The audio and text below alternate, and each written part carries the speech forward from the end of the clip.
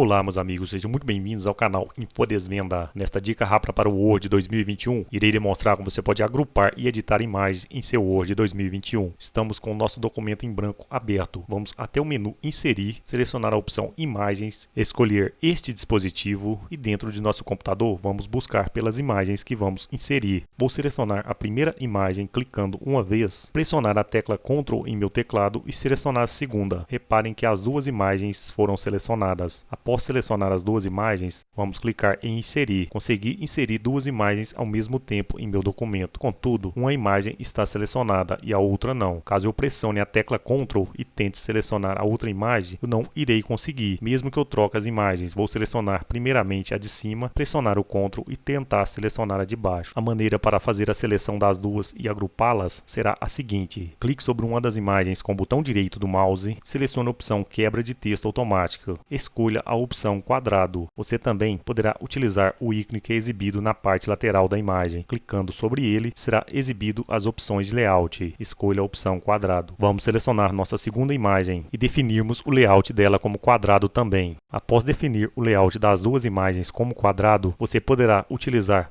o botão Ctrl. Pressione o Ctrl, selecione a primeira imagem e clique na segunda imagem. Reparem que as duas imagens foram selecionadas. Neste momento, basta clicar com o botão direito sobre as imagens e ir até o menu Agrupar. Selecione Agrupar. Reparem que as duas imagens foram agrupadas. E neste momento, você poderá redimensionar as imagens ao mesmo tempo, posicionando o cursor do mouse nas laterais, pressionando, mantendo pressionado e arrastando. Reparem que as imagens são movimentadas ao mesmo tempo. Também poderá posicionar as imagens na folha conforme preferir.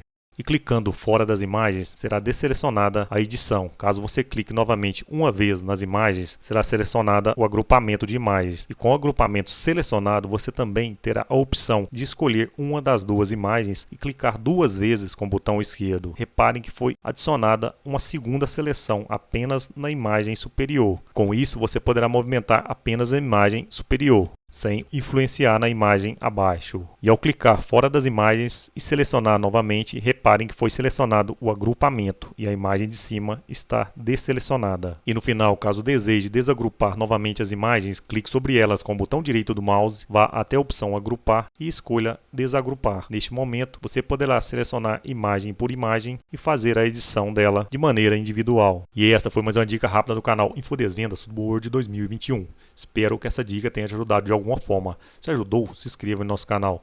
Deixe um like no vídeo e um comentário, pois sua inscrição, seu like, seus comentários são muito importantes para o nosso trabalho.